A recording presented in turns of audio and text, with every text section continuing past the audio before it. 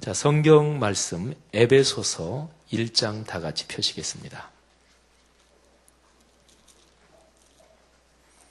에베소서 1장 3절부터 14절까지입니다.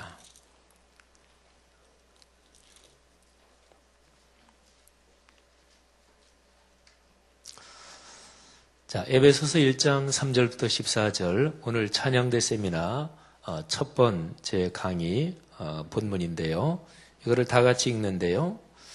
가사가 아니라 이 내용을 조금만 이렇게 우리가 성경을 읽을 때도 이게 읽는 게 다 틀리는데요. 근데 여기를 조금 더 마음을 집중한다. 그러면 이게 내게 깨달아지는 게 틀려요. 자, 3절부터 14절인데 다 같이 봉독하는데 이렇게 봉독하겠습니다. 뭐냐면 지금 나 혼자 여기 있다. 그리고 내가 조용하게 나지막한 목소리로 혼자 있을 때 뭐 집에 혼자 있든지 어디 있든지 혼자 찬찬히 성경을 읽으면 내가 낭독하는 소리가 내 귀에 들어오면서 이게 은혜가 큽니다. 사람에게 제일 강하게 영향을 끼치는 거는 자기 목소리가 자기 귀로 들어오면서 이게 굉장히 영향이 크다 그러지요. 마치 그런 무드로 자 3절부터 14절 저도 같이 읽습니다만 그러니까 속도를 잘 맞춰서 좀 더 평소에 읽던 것보다 찬찬히 묵상하면서 여기 나 혼자 있다고 생각하는 식으로 한번 읽겠습니다. 찬송하리로다. 하나님 곧 우리 주 예수 그리스도의 아버지께서 그리스도 안에서 하늘에 속한 모든 신령한 복을 우리에게 주시되 곧 창세 전에 그리스도 안에서 우리를 택하사 우리로 사랑 안에서 그 앞에 거룩하고 흠이 없게 하시려고 그 기쁘신 뜻대로 우리를 예정하사 예수 그리스도로 말미암아 자기의 아들들이 되게 하셨으니 이는 그가 사랑하시는 자 안에서 우리에게 거저 주시는 바 그의 은혜의 영광을 찬송하게 하려는 것이라. 우리는 그리스도 안에서 그의 은혜의 풍성함을 따라 그의 피로 말미암아 속량 곧 죄사함을 받았느니라. 이는 그가 모든 지혜와 총명을 우리에게 넘치게 하사 그 뜻의 비밀을 우리에게 알리신 것이요 그의 기뻐하심을 따라 그리스도 안에서 때가 찬 경륜을 위하여 예정하신 것이니 하늘에 있는 것이나 땅에 있는 것이나 다 그리스도 안에서 통일되게 하려 하심이라. 모든 일을 그의 뜻대로 결정대로 일하시는 이의 계획을 따라 우리가 예정을 입어 그 안에서 기업이 되었으니 이는 우리가 그리스도 안에서 전부터 바라던 그의 영광의 찬송이 되게 하려 하심이라. 그 안에서 너희도 진리의 말씀 곧 너희의 구원의 복음을 듣고 그 안에서 또한 믿어 약속의 성령으로 인치심을 받았으니 이는 우리 기업의 보증이 되사 그 얻으신 것을 속량하시고 그의 영광을 찬송하게 하려 하심이라. 아멘. 이 말씀이 오늘 찬양 세미나 참석하신 모든 분들에게 삶의 복으로 넘치기를 간절히 바랍니다. 목회자로요, 설교자로 아마 모든 설교자는 그런 소원이 좀 비슷한 소원이 있을 거예요. 제 소원은 성경 창세기부터 계시록까지 몽땅 다 설교해보고 싶다. 이런 게 제 소원인데 정진경 목사님이라고 우리 교단 서울신학대학에서 교수도 하셨고 또 신촌성결교회 오랫동안 목회하셨고 그리고 한국의 초교파적으로 진짜 그 어르신은 존경받는 분이셔요. 저 평안도 분이신데 참 성품이 유하시고 근데 정진경 목사님이 은퇴하시고 나서 그때 제가 대학에 강의를 하고 그럴 때였고 신촌교회 제가 협동목사로 적두고 있을 때인데 한 번은 그 어르신하고 이렇게 만나서 얘기를 하게 됐는데 제가 그 어르신께 여쭤봤어요. 목사님 그 목회 평생 하시다가 존경받으시면서 은퇴하셨는데 혹시나 목회하시면서 이런 거 해보고 싶었는데 못했다. 그런 게 뭐가 있으십니까? 또 그 질문을 던졌고 그 다음에 목사님이 이제 은퇴하셨는데 뭐 제도적으로는 은퇴하셨지만 워낙 영향력이 큰 분이시기 때문에 이제 은퇴하시고 나서 목사님 어떤 생각을 가지고 계십니까? 앞으로 하나님이 부르실 때까지 어떤 일을 하고 싶으십니까? 뭐 그런 두 가지, 또 한두 가지를 더 제가 물었어요. 근데 첫 번째 질문, 목회하시는 동안 아유 꼭 해보고 싶었는데 못했다. 그런 게 뭐가 있으십니까? 그 질문에 대해서 정진경 목사님이 말씀하신 게 그겁니다. 아유 창세기부터 계시록까지 다 좀 설교해보고 싶었는데 목회 이제 다 끝마칠 즈음 보니까 아유 그게 참 후회되더라. 이제 그런 얘기를 하셨어요. 정진경 목사님 그 어르신 얘기를 들으면서 제가 여러모로 느낀 바가 많았습니다. 근데 모든 목사들, 모든 설교자들에게는 그건 하나의 그냥 일반적인 표현을 써보면 로망입니다. 목회자의 로망. 그거 꼭 했으면 좋겠다 이런 걸 보통 로망 이렇게 얘기를 하잖아요. 창세기부터 계시록까지. 근데 사실은 저는 한 몇 달이 더 걸릴지 모르겠어요. 근데 아마도 내년 정도, 어쩌면 후년까지 넘어갈지도 모르겠어요. 그러면 저는 성경을 사실은 창세기부터 계시록까지 한 번은 제가 다, 설교는 아니지만 묵상의 글로 저는 한 번 다 띄게 됩니다. 2001년부터 보신이 참 좋았더라를 발간하기 시작했거든요. 근데 지금까지 성경 66권이 한 번 다 아직까지 못 돌아갔어요. 보신이 참 좋았더라 묵상 꾸준히 하시는 분들은 아시겠지만 하루 묵상 본문이 짧습니다. 그런 것도 그랬고 그 다음에 또는 성도들이 뭐 이 묵상지 가지고 묵상하는 분이 많으니까 무조건 성경 66권을 차례대로 다 할 수는 없어요. 사복음서는 중요하거든요. 구약에서도 창세기, 출애굽기, 레위기, 민수기, 신명기 처음부터 5권의 책은 특별히 중요하거든요. 그래서 쭉 하면서 이제 반복해야 될 때도 있거든요. 그래서도 그렇고 또 하나 이유는 제가 도저히 자신이 없는 책들이 몇 권 있어요. 요한 계시록. 그거는 제가 자신이 없어요. 근데 계시록은 했어요. 그거는 그때 한참 들여다보고 하니까 이게 계시록의 중심이구나. 제가 깨닫기도 하고 그래서 설교도 그때 한참 했죠. 계시록도 했고 그 다음에 구약 성경에서 레위기 이런 것도 꽤 자신이 없는 책 중에 하나고 그리고 아가서는 진짜 자신이 없고 그래서 2000년 기독교 역사에서 신앙이 가장 깊은 분들 가장 주님하고 아주 깊이 사귐을 갖는 분들이 마지막에 강해하는 거 마지막에 설교하는 게 아가서예요. 근데 아가서는 아직 못했거든요.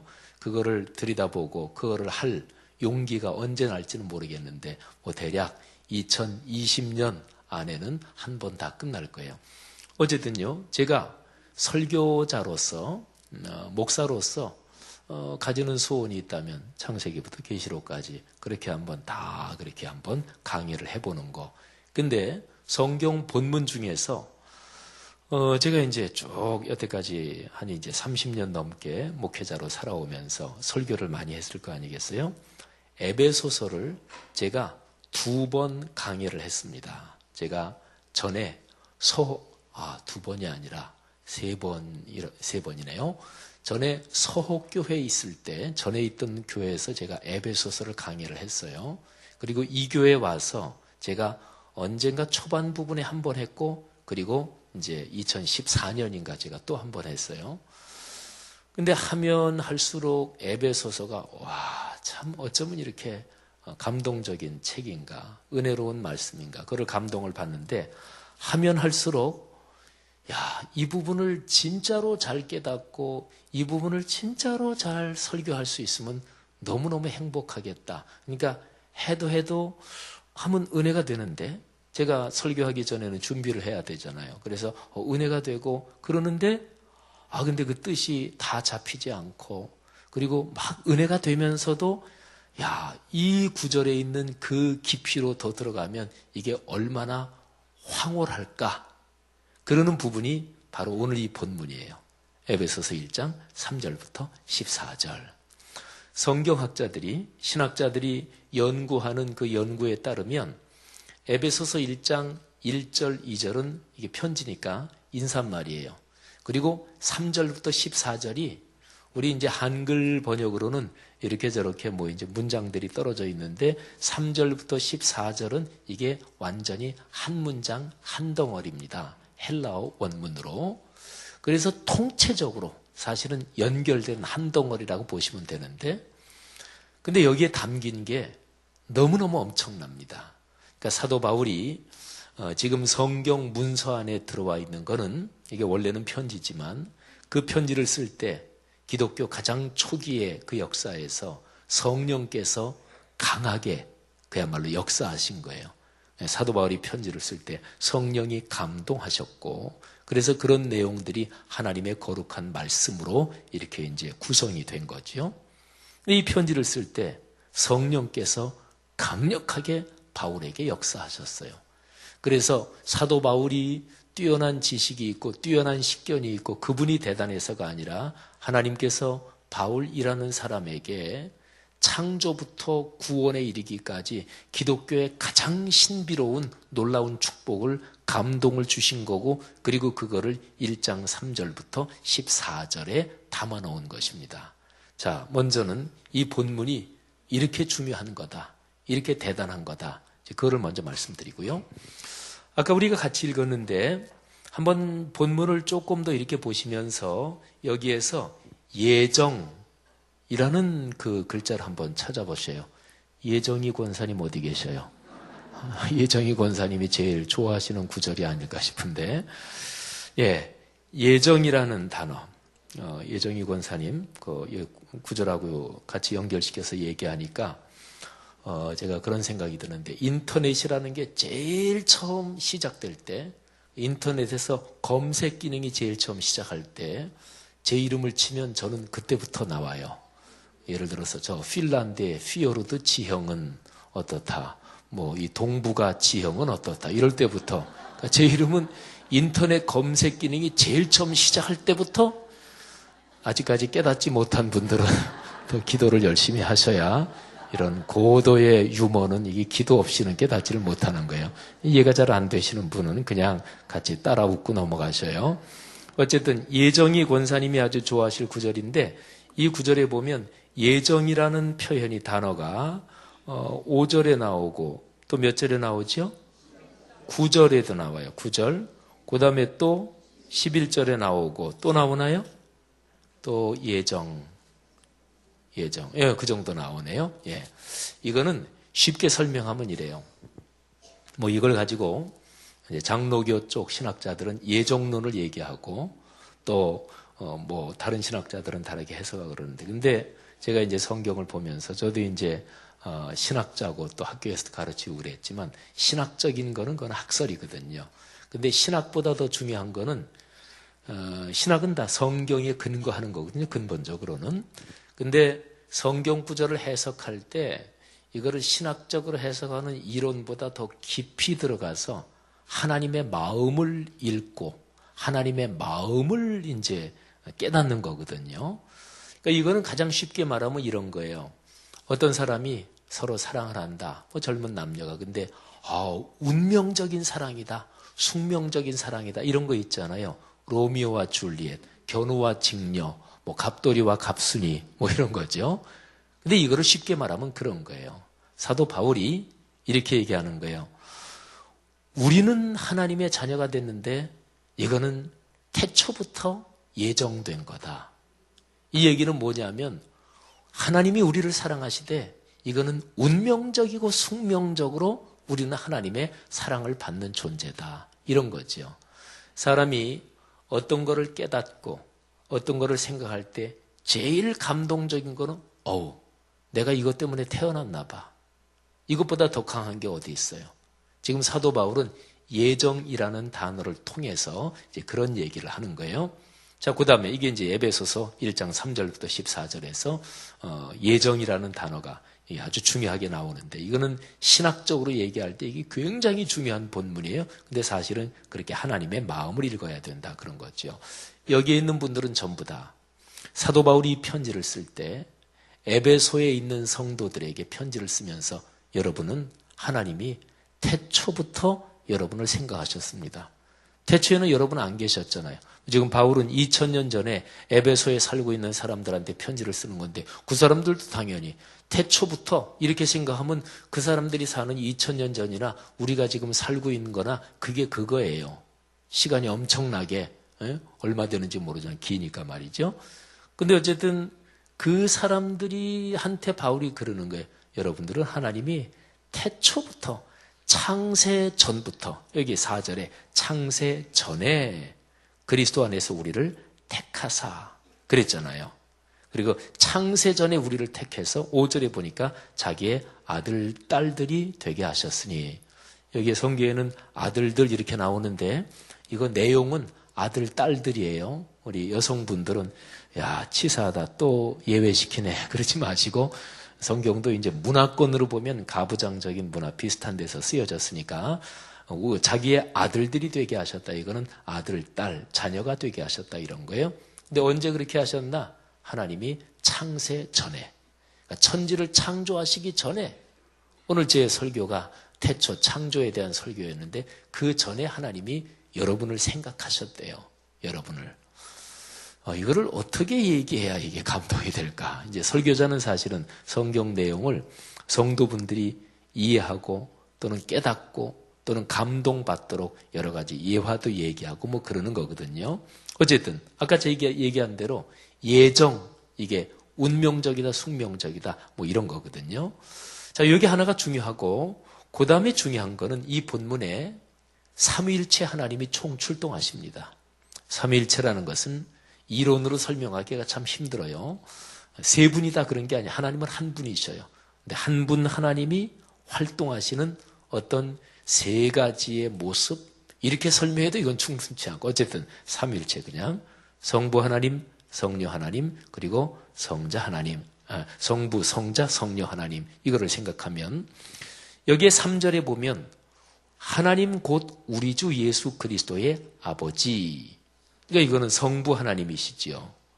그 다음에 예수 그리스도로 말미암아 자기의 아들들이 되게 하셨다. 그러니까 예수 그리스도의 십자가 사건, 그러니까 성자 하나님을 얘기하잖아요. 그리고 이 본문 뒤쪽에 넘어가면 13절에 약속의 성령으로 인치심을 받았다. 인치셨다. 인자는 도장 인자예요. 그러니까 예수 그리스도로 여러분이 하나님의 자녀가 됐는데 하나님이 확실하게 해주시느라고 당신의 인감 도장을 찍었다는 거예요. 여러분과 제 심령 속에 하나님이 도장을 꾹 찍고 너는 내 거야. 너는 내 아들, 내 딸이야. 이게 바로 그리스도인이에요. 그러니까 이 3절부터 14절 9절에서는 성부 하나님, 성자 하나님, 성녀 하나님이 다 총출동하시는 거예요. 자, 또 하나, 여기에 이제 결정적으로 중요한데요. 여기에서 참 중요한 단어가 얼핏 그냥 읽어봐도 금방 눈에 띄는 단어가 있어요. 그게 찬송이란 단어예요. 자, 성경 다시 찾으십시다. 여기에 3절부터 14절까지 해서 찬송이란 단어가 몇 절 몇 절에 나오는지 차례대로 한번 찾아보십시다. 제일 첫 번째가 3절 찬송하리로다. 여러분 이 표현 우리가 다 한국 사람이니까 찬송하리로다. 이거는 뭐냐면 권유한다 또는 명령한다 또는 감탄을 하면서 마땅히 이렇게 돼야 된다. 이런 얘기예요. 그러니까 찬송한다 이거를 이제 사도 바울이 에베소 교회 이 편지를 읽는 그 당시의 성도들한테 성도들이여 찬송해야 마땅합니다. 성도들이여 찬송합시다. 성도들이여 찬송하라. 말하자면 이런 느낌이에요. 자, 찬송하리로다. 그 다음에 또 찬송이란 단어가 또 몇 절에 나오나요? 6절. 예. 6절. 영광을 찬송하게 하려는 것이라. 그의 은혜의 영광을 찬송하게 하려는 것이라. 3절에는 그냥 찬송하자, 찬송하십시오. 우리 같이 찬송합시다. 찬송하는 게 마땅합니다. 이렇게 나오는데 그 뒤에 나오는 찬송에는 이제 꼭 무슨 단어가 붙어 있냐면 영광이라는 단어가 붙어 있습니다. 자, 6절에 영광을 찬송하게 한다. 그 다음에 또 찬송이라는 단어가 12절에 보면은 영광의 찬송이 되게 하신다. 그 다음에 또 나오죠. 14절 영광을 찬송하게 하신다. 자, 여기 3절부터 14절에서 오늘 제가 이제 강의하는 제목이 찬양, 찬송에 대한 거니까 낮 예배는 창조의 찬양, 그리고 지금 이거는 구원의 찬양입니다. 그런데 성경의 창세기부터 계시록까지 성경 전체 역사를 딱 두 단어로 요약할 수 있습니다. 창조와 구원, 이렇게 됩니다. 제가 신학교 공부할 때 어떤 교수님이 계셨는데 그 교수님은 사람마다 기도하는 습관이 있잖아요. 근데 저 같은 경우는 기도할 때 아버지 또는 주님 이렇게 시작한다면 누구나 기도에 어떤 일정한 습관들이 있는데, 근데 그 교수님은 늘 기도할 때 하나님을 이렇게 부릅니다. 창조와 구속의 주여, 창조와 구원의 주님, 이런 거지요. 근데 그 두 단어가 성경 66권의 이 스토리를 다 요약하면 제일 간단하게 하면 그거예요. 창조와 구원. 근데 창조는 창세기 1장에 나오잖아요. 근데 창조는 두 가지로 볼 수 있어요.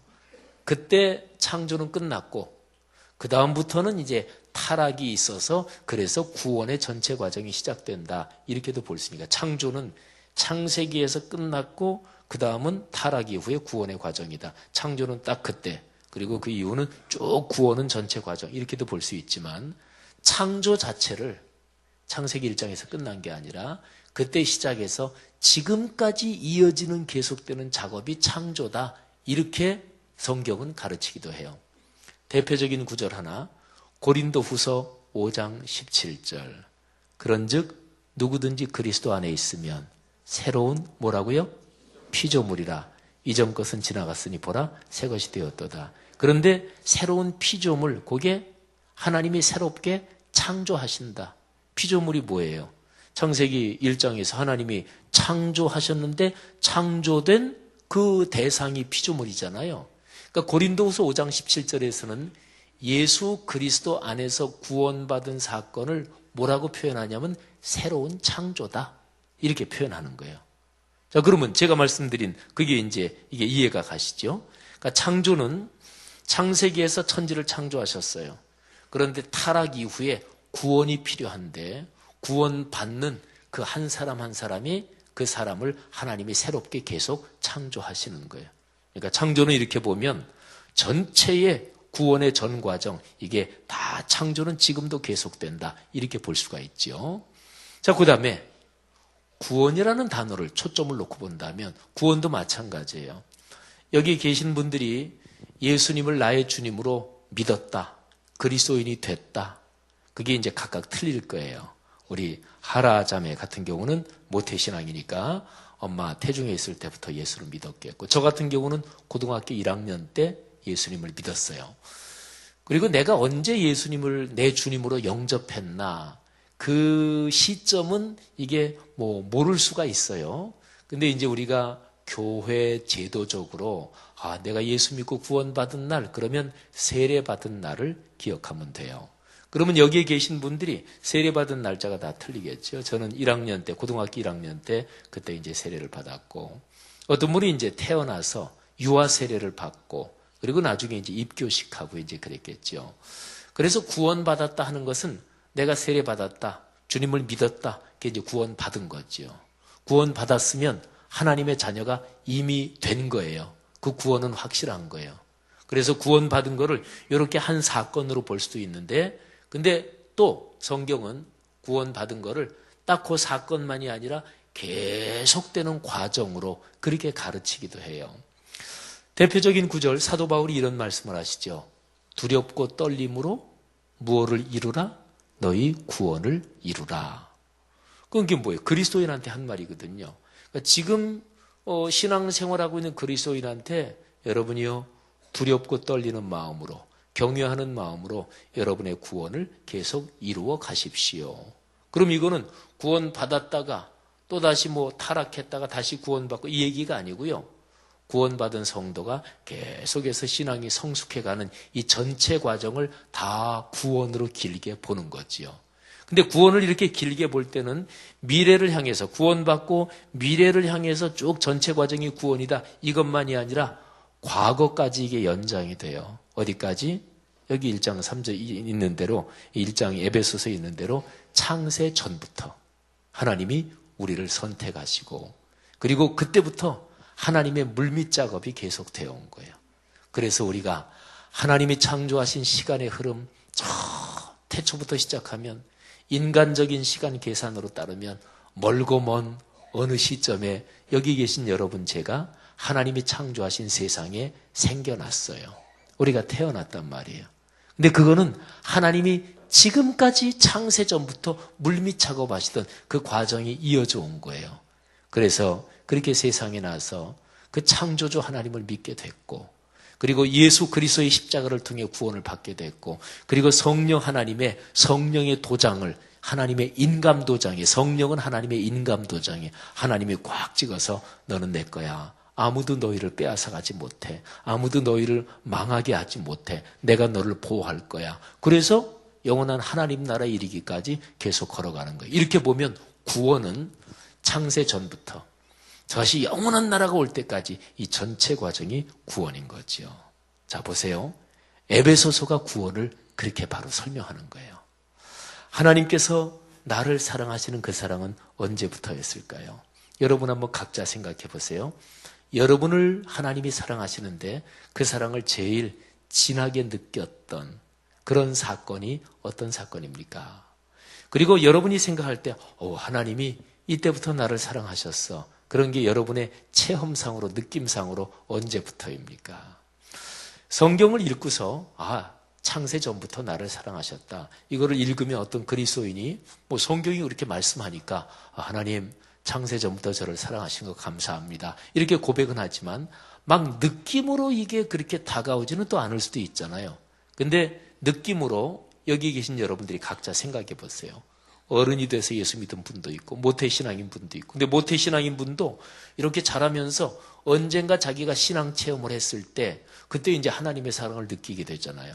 여러분은 어떠십니까? 언제 그 하나님의 사랑을 느끼십니까?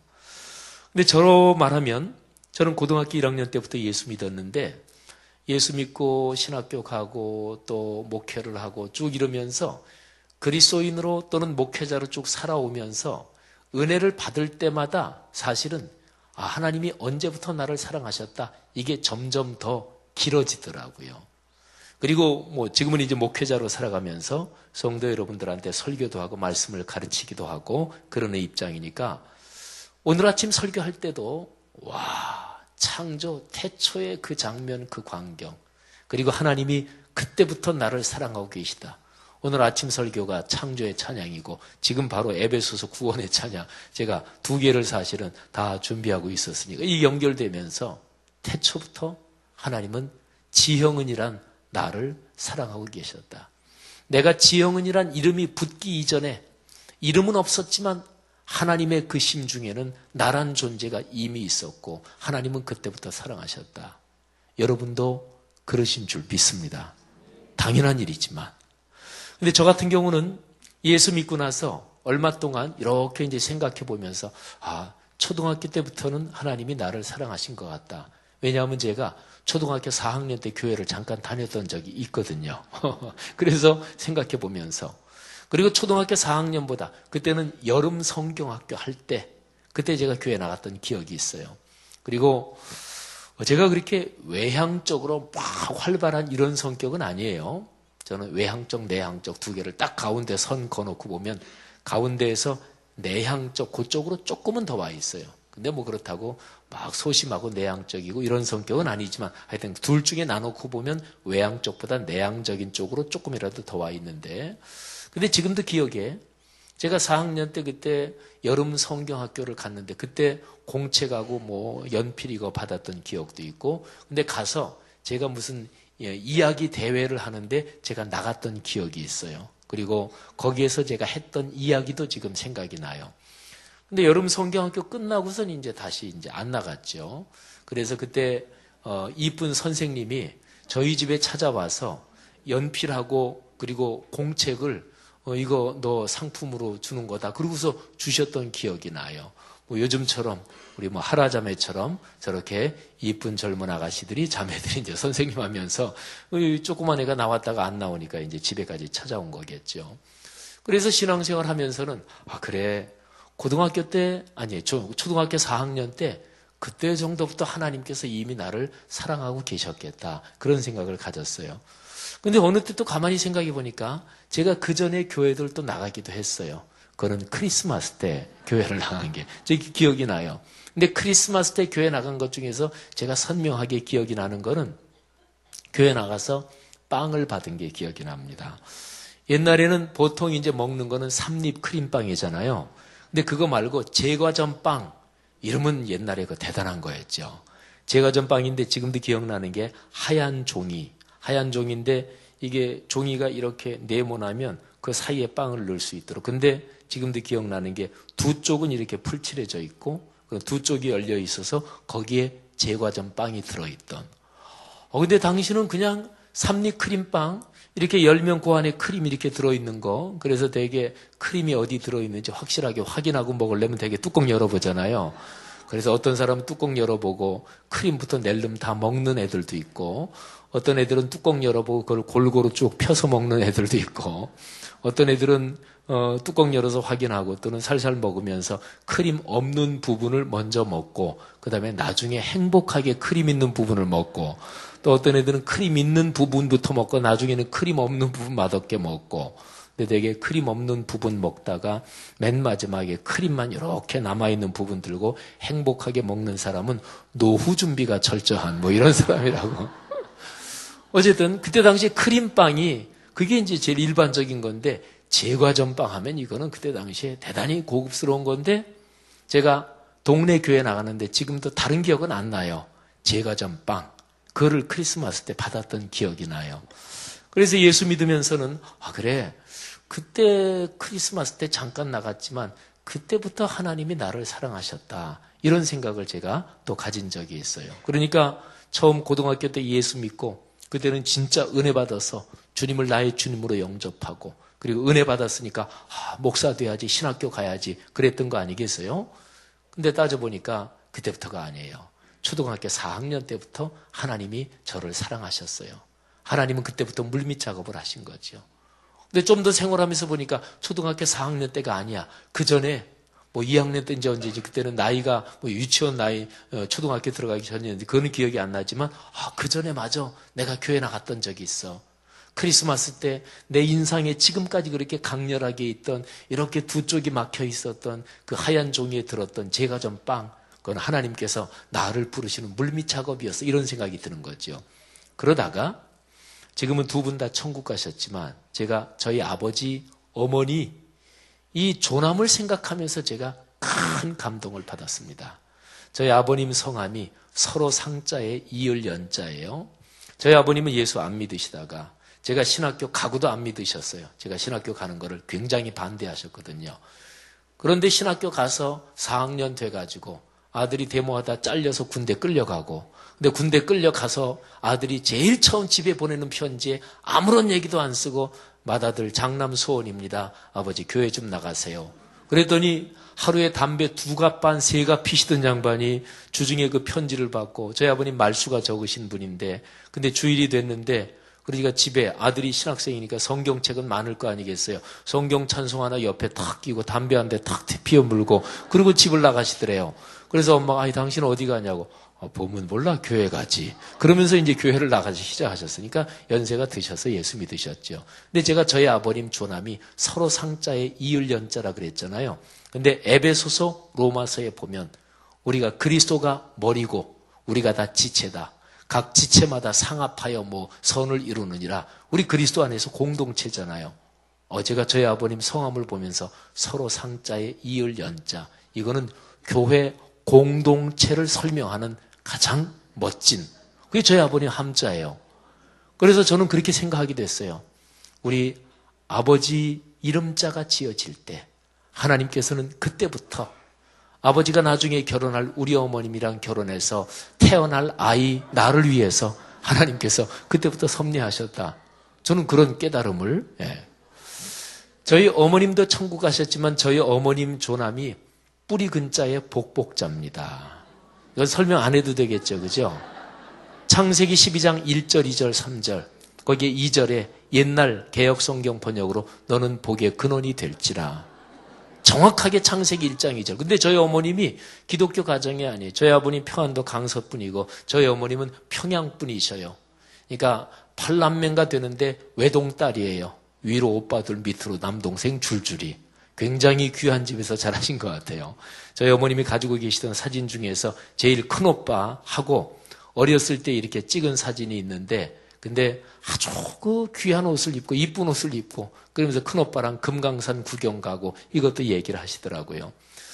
근데 저희 어머님은 예수 믿는 분 아니고, 근데 얘기 들어보니까 평양 살 때 말하자면 처녀 쪽에 교회를 잠깐 다녔던 적이 계시대요. 그래서 전 속으로 교회를 좀 계속 다니시지 그랬는데 어쨌든 잠깐 다니다가 말았는데, 근데 저희 어머님 함자를 보면서 와, 이건 하나님의 특별한 섭리가 있다. 그래서 저는 저희 어머님 이름자, 아버님 이름자를 언젠가 생각하면서 그래, 하나님께서 나를 사랑하신 거는 내가 유치원 나이일지 초등학교 저학년인지 몇 살인지 모르지만 그때 하나님께서 내가 크리스마스 때 교회 갔을 때 그때만이 아니라 더 거슬러 올라가는구나. 우리 어머니 아버지 때부터 하나님의 물밑 작업이 있었구나. 이런 생각을 제가 했어요. 그리고 꼭 그 생각을 한 건 아니지만 기왕 얘기 나온 김에 저희 지가 이게 위로 쭉 올라가면 한국에는 김이박 빼고 다 외국에서 온 성씨들이에요. 근데 김이박 이것도 박씨도 어디서 왔다 그런 얘기도 하지만 저희 지가성은 시조가 고려 때 제일 처음 분이 중익이라는 분이었어요. 이거 중국 사신이었대요.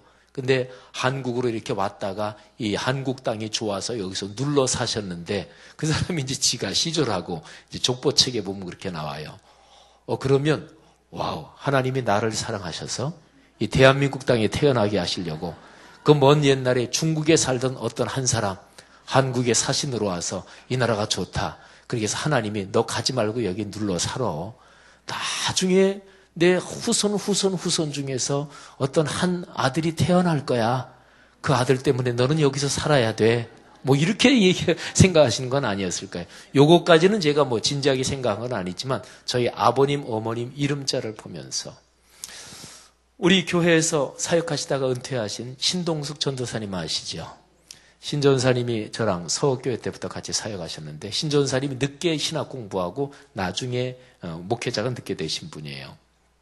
근데 아들 둘이 계속해서 엄마가 워낙 신앙이 좋으니까 그분은 집사님으로 생활할 때부터도 거의 목회자처럼 그렇게 구역을 인도하고 사람들을 가르치고 이러셨던 분이에요. 근데 남편이 예수를 안 믿는 분이었어요. 남편 지금은 이병남 집사님 예수를 잘 믿으시는 분인데 그 남편이 또 대단하신 분입니다. 우리 한국에 대단한 어떤 분하고 같이 기업을 초창기부터 뛰신 그런 분이신데 근데 남편이 예수 안 믿으신 분이에요.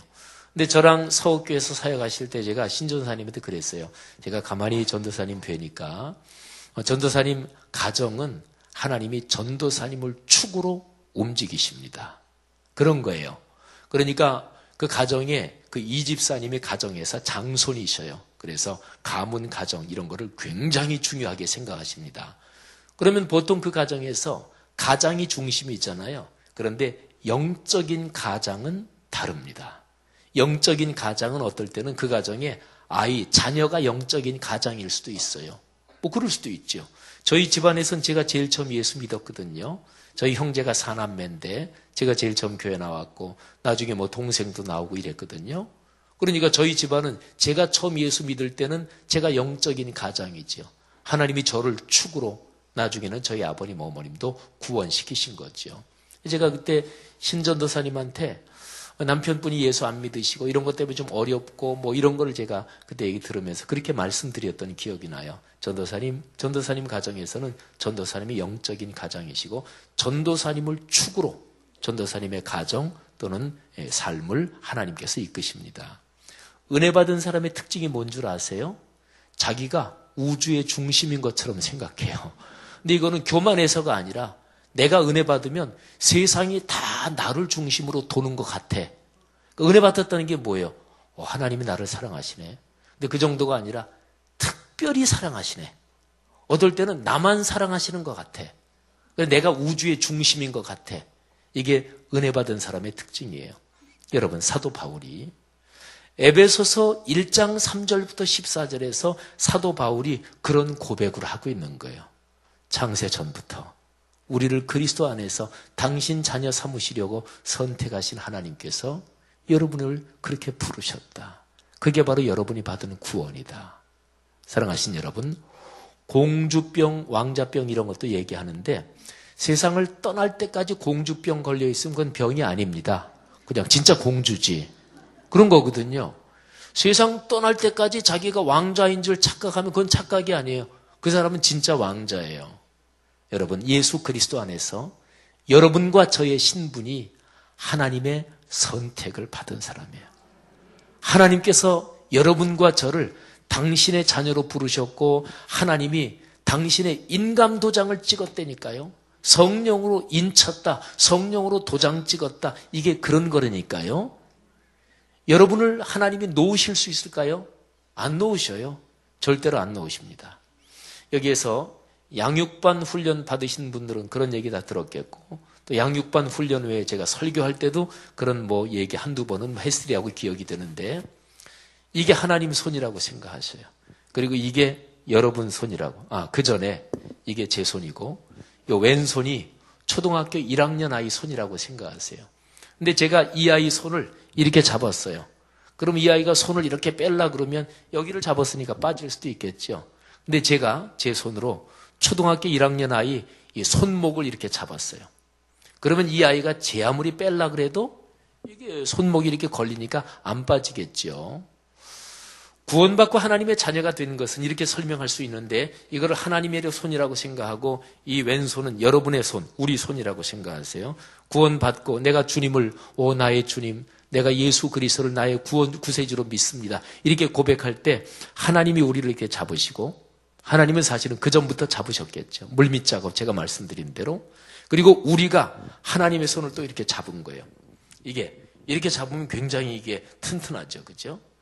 그런데 신앙생활하다가 우리는 하나님의 손을 놓을 때가 있어요. 실망하고 또는 삐치고 신앙생활하다 심통 부리고 이런 얘기하면 찔리는 사람들이 있어요. 네. 근데 저도 마찬가지예요. 예수 믿고 또 목사로 생활하면서도 하나님께 심통 부리고 삐질 때가 있죠. 그렇게 삐지고 심통 부리고 그럴 때 우리는 손을 놓는 거예요. 근데 우리는 손을 놔도 하나님이 잡으신 손은 이게 안 빠집니다. 하나님이 잡고 있으시니까. 요한복음 10장 28절 29절에서 예수님께서 하신 말씀이 그거예요. 내 손으로 내가 잡은 사람을 놓지 않는다. 아버지의 손에서 아무도 빼앗을 수 없다. 하나님이 우리를, 여러분을 잡고 계신 거예요. 자, 그러면 문제될 게 뭐가 있을까요? 사실은 문제될 게 없습니다. 여러분이 일하시는 직종에서 여기 이제 직업이 다 다르실 거 아니겠어요, 그죠? 예, 직업이 다. 어떤 분은 건축업에 종사하시는 분 있고, 어떤 분은 예술 종사하시는 분 있고, 공직에 계시는 분 있고, 학교, 사립학교 교사인 분 계십니까? 사립학교 교사들은 교장 선생님 또는 그 학교의 이사장님, 이사장이 사립학교에서 쉬운 얘기로 되게 오너인 경우가 많으니까. 근데 여러분이 인생길을 걸어가고 있는 그 직종, 그 바닥에서 진짜로 능력이 있고 그리고 인품도 훌륭하고 그런 사람을 생각해 보십시오. 근데 그 사람이 나를 인정해 주면, 그 사람이 나를 확실하게 보장해 준다. 그러면 인생 게임은 벌써 끝난 거예요. 그잖아요. 여러분의 아이를 어떤 탁월한 예술가로 만들기 위해서 예를 들어서 누구 문화에 누구 밑에 제자로 들여보냈다. 그런데 그 선생이 진짜로 얘는 평생 내가 귀한 내 제자로 키운다. 그러면 게임은 끝난 거예요. 걱정할 필요가 없어요. 그잖아요. 선생이 그렇게 한다는데. 하나님께서 우리를 붙잡으셨다. 이게 구원이에요. 자, 제가 여기까지 꽤 길게 설명드렸는데 제가 한 10분 정도 더 강의하면 끝나는데요. 그런데 왜 이렇게 하셨나? 이 목적이 중요합니다. 하나님이 왜 창세전에 우리를 선택하셨을까요? 왜 하나님이 우리를 한번 꽉 붙잡으시고 또는 품에 안으시고 절대로 놓지 않으실까요? 하나님은 이유 없이 그렇게 하시지는 않습니다. 하나님도 어떤 목적을 가지고 계십니다. 그 목적이 바로 여기 에베소서 1장 3절부터 14절 여기에 나오는 3번 반복해 나오는 그 구절입니다. 자, 아까 다 찾았죠? 1장 6절에 그의 사랑하시는 자 안에서 우리에게 거저 주시는 바, 우리가 구원받은 거 공짜로 받은 거예요. 그죠? 거저 주시는 바 그의 은혜의 영광을 뭐하게 한다고요? 찬송하게 하려는 것이라. 하나님이 여러분과 저를 왜 부르셨나? 찬송하게 하려고 부르셨대요. 누구를? 하나님을 찬양하게 하려고 부르셨대요. 이게 하나님이 부르신 근본적인 이유래요. 똑같은 말이 반복이 되는 거예요. 자, 12절 볼까요? 우리가 그리스도 안에서 전부터 바라던 그의 영광에 찬송이 되게 하려 하십니다. 여기 6절하고 12절은 어감이 조금 틀려요. 6절에서는 하나님을 찬송하게 하려고 우리를 선택했고 우리를 당신 자녀로 부르시고 품에 안고 우리 인생길 다가도록 보호하신다. 목적이 하나님 찬송하게 하시려고. 근데 12절에서는 찬송하게 이게 아니고 그냥 찬송이 되게 하시려고 하신대요. 그러니까 어떤 사람이 너무너무 이 단어들을 많이 알면 저 사람은 진짜 영어 단어 많이 알아. 이렇게 말하는데 그거보다 더하면 뭐래? 저 사람은 걸어다니는 사전이야. 그 사람이 아예 그냥 사전이란 말이에요. 근데 하나님이 우리를 찬송하게 부르시는 정도가 아니라 그냥 여러분과 우리가 아예 찬송 그 자체가 되게 하려 하신대요. 건드리기만 하면 찬송이 나오는 거예요. 그리고 눈만 뜨면 찬송하는 거예요. 너무나 감사해가지고. 이게 그리스도인이죠. 그 다음에 14절에 또 한 번 나오죠.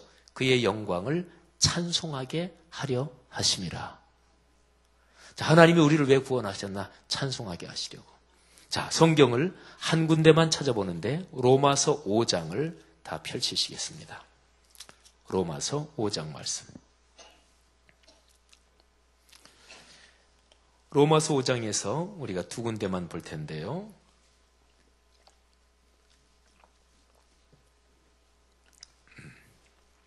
로마서는 4장까지 그리스도인이 어떻게 구원을 받았는지 그거를 4장까지 쭉 설명하고 있습니다. 기독교의 구원에 대한 가르침에서 로마서는 가장 차분하게 가장 조직적으로 구원에 대한 것을 쭉 설명한 책이에요. 그런데 4장까지 구원 다 받았다. 4장에서는 아브라함 얘기가 나와요. 이렇게 다 구원 받았다. 우리가 하는 거 없이 그저 믿음으로 공짜로 믿기만 하면 구원을 받았다. 이 얘기를 해요. 그리고 이제 5장으로 넘어가요. 그러니까 5장은 그러면 구원받은 성도는 어떻게 사는 건데 구원받으면 그러면 어떻게 되는 건데 그 얘기를 하고 있는 거예요. 잘 보셔요. 그러므로 5장 1절에 우리가 믿음으로 의롭다 하심을 받았으니 구원받았으니 우리 주 예수 그리스도로 말미암아 하나님과 화평을 누리자. 그전에는 하나님과 원수도 했었으니까 죄를 짓고 딴 길로 갔기 때문에 하나님과 화평을 누리자. 이게 구원이에요. 하나님과 화목하게 된 거. 그런데 바로 2절에 아주 중요한 게 나옵니다. 2절 다 같이 읽겠습니다. 또한 그로 말미암아 우리가 믿음으로 서 있는 이 은혜에 들어감을 얻었으며 하나님의 영광을 바라고 즐거워하느니라. 아멘. 여기 영광이라는 단어 또 나오죠. 그죠? 신앙생활의 중심은 하나님의 영광, 하나님의 축복, 하나님의 그걸 말하는 건데 근데 영광을 바라고 어떻게 한다고요? 즐거워한다. 즐거움, 기쁨, 환희. 여기에서 나오는 게 뭐예요? 그게 찬양이에요. 구원받은 그리스도인의 포기할 수 없는 또는 어떤 사람이라도 그 사람의 직종, 인생길 걸어온 게 다 다르더라도 그 그리스도 예수 안에서 구원받은 그리스도인에게 나타나는 공통적인 특징은 그 사람에게 즐거움, 기쁨, 감사. 그래서 거기에서 나오는 찬양. 이게 바로 그리스도인의 공통 특징 중에 하나예요. 자, 그 다음에 3절부터 쭉 얘기하고 계속 같은 맥락의 얘기를 해요. 우리가 구원받았다. 우리가 옛날에 죄인이었을 때 그리스도께서 우리 죄를 위해서 십자가에 죽으심으로 그 똑같은 얘기를 계속 이렇게 저렇게 설명하면서 11절에서 요 5장 1절부터 11절이 한 덩어리인데 결론적으로 얘기합니다. 또 보세요. 11절 다 같이 읽겠습니다. 시작. 그뿐 아니라 이제 우리로 화목하게 하신 우리 주 예수 그리스도로 말미암아 하나님 안에서 또한 즐거워하느니라. 아멘. 아까하고 똑같죠. 그래서 5장 1절 2절 1절에는 하나님과 화평하게 되었다. 그 다음에 2절 그러므로 즐거워하자, 기뻐하자, 행복하자 뭐 이런 건데 11절에 거기에 나오죠. 화목하게 됐다. 그래서 우리는 즐거워한다.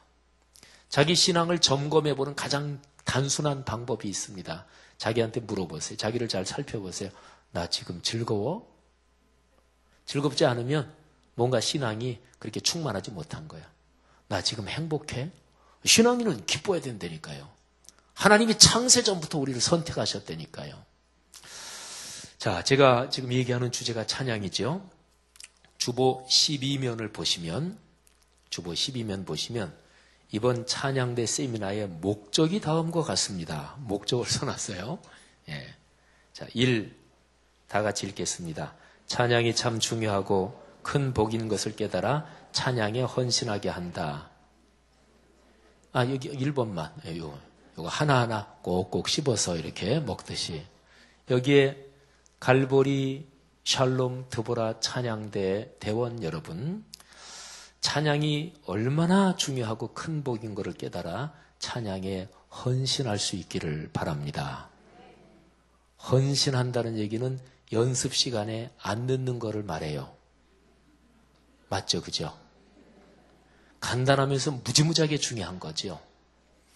교회 찬양대는 성가대는 전공한 사람들이 아니잖아요.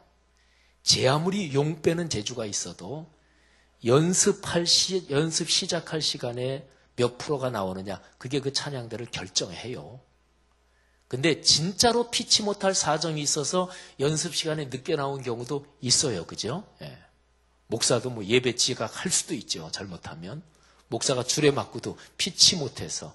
옛날에 서울대학교 교수회관에서 주례를 맡았는데 벌써 한 5, 6년 전인가 7, 8년 전인가. 근데 내비를 찍고 쭉 운전하고 가는데 이게 내비가 이제 고속버스 터미널 뭐 그쪽으로 해서 이렇게 가게 얘기해 주는데 고속버스 터미널 거기서 한 블록 지나가는데 30분이 걸렸어요. 와, 큰일 났어요. 남의 이거 결혼식 주례를 맡아가지고. 그래가지고 혹시 못 갈지도 모르겠어요. 그래서 교회 전화를 걸었어요. 그래서 부목사님 2사람한테 지금 빨리 교회에서 출발해라. 한 사람은 저쪽에 경부고속도로 타고 내려가다가 뭐 양재 그쪽으로 빠져서 글로 가고, 한 사람은 저쪽으로 가고, 우리 3사람 중에서 시간이 저기 되면 제일 먼저 도착한 사람이 주례한다. 그래가지고 출발했어요. 근데 다행히 우리도 실제로 부목사님들 출발했고, 근데 다행히 제가 예식 시작하기 전에 도착해서 그래서 제가 주례를 했지만, 예. 여러분, 어디에 헌신한다 그러는 거는 그거를 사모하는 거예요. 사모하는데 시간 늦어요? 그러지 않습니다.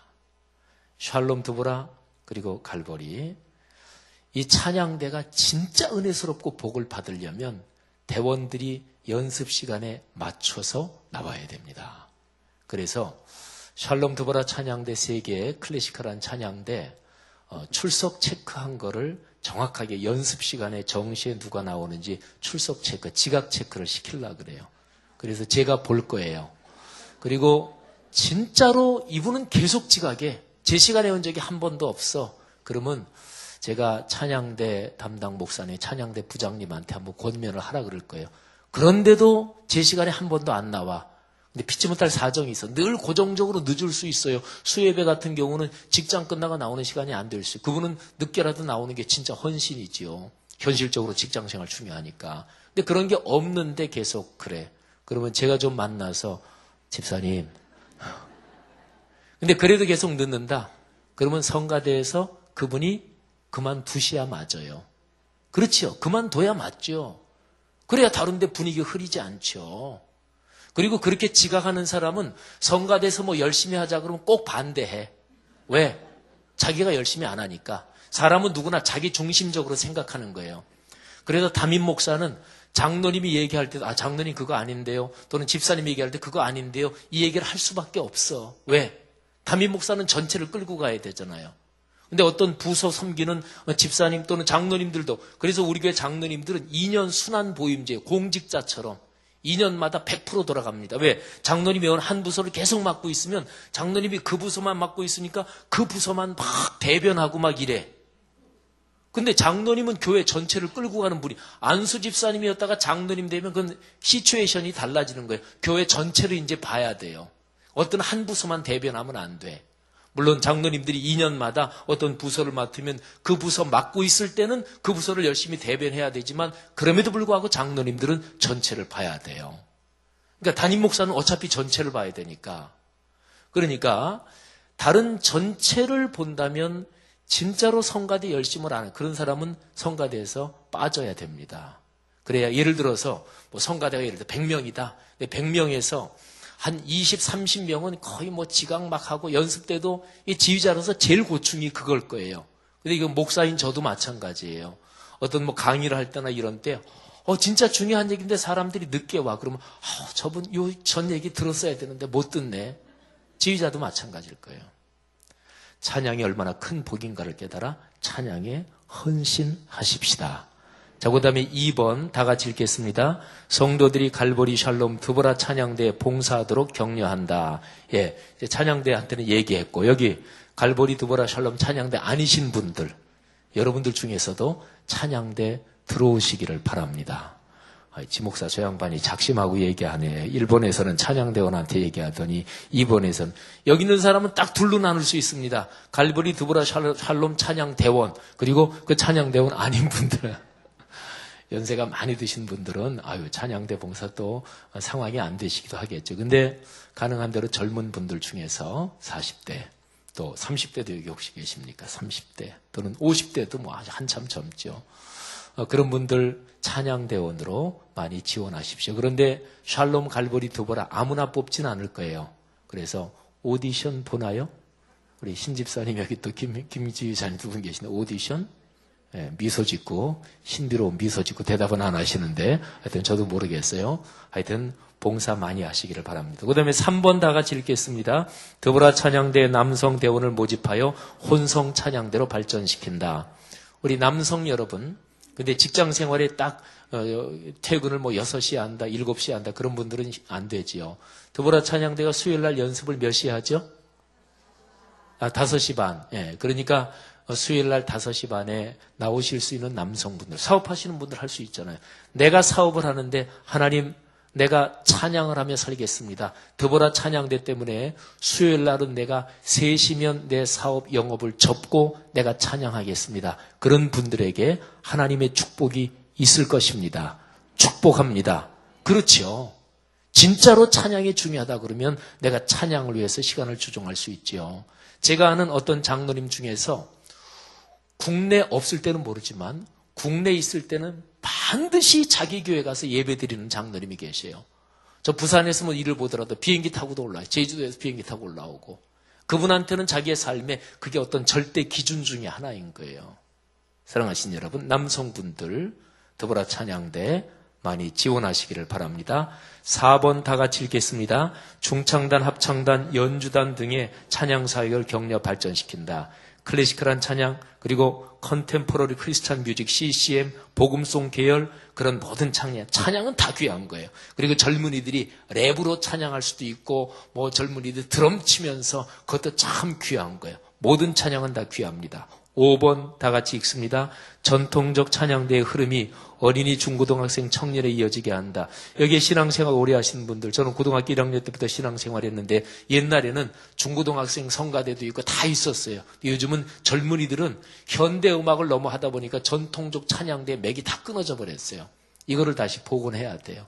우리 전에 나다나엘 소년 소녀 합창단이 있었죠. 그것처럼 초등학교 들어가기 전 연령 그리고 초중학생, 중학생 정도까지 소년 소녀 합창단 다시 만들고 그리고 중학생, 고등학생, 청년에 이르기까지 클래시컬한 찬양대 만들고 이 선을 이어야 돼요. 그래야 이 전통적 찬양이 이어집니다. 마지막 6번 다 같이 읽습니다. 시작.